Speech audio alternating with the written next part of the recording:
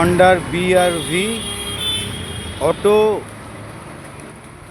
গাড়ি, 7 সিটার গাড়ি তোমাদের দেখিয়ে দিচ্ছি। এটাতেও দেখো হন্ডা সিটি আগের বারে আমাকে নতুন গাড়ি দেখাবার কথা বলেছিল, তো আমি এত বড় গাড়িটাই একবার হন্ডা সিটি না দেখিয়ে হন্ডা BR-V গাড়িটা দেখিয়ে দিচ্ছি। দেখো এখানে অ্যাক্সেলেরার আছে, ব্রেক আছে, এখানে গাড়ি পার্কিংয়ে আছে।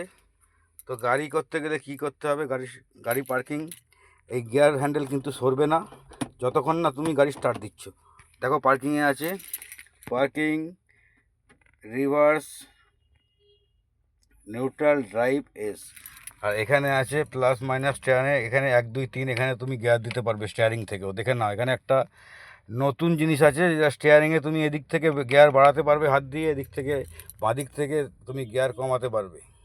সেটা আমি দেখিয়ে দিচ্ছি। গাড়িটা প্রথমে স্টার্ট দিই। হ্যাঁ, স্টার্ট আছে গাড়িটায়, সুইচে দেখে নাও, ডান সাইডে সুইচ আছে। স্টার্ট দেওয়া মাত্র এই স্টার্ট হয়ে গেল। স্টার্ট দেওয়া মাত্র উইপারও চলছে আমার, কারণ বৃষ্টি পড়ছে। দেখো গিয়ারটা পার্কিং থেকে যদি রিভার্সে আসো, এই রিভার্সে আসো, দেখো চালাবার নিয়ম ওখানে মোটামুটি দেখা যাচ্ছে। রিভার্সে দেওয়া মাত্রই গাড়ি দেখো ক্লাস, আমার কিন্তু অ্যাক্সিলারেটারে পা নেই, ব্রেকে পা আছে।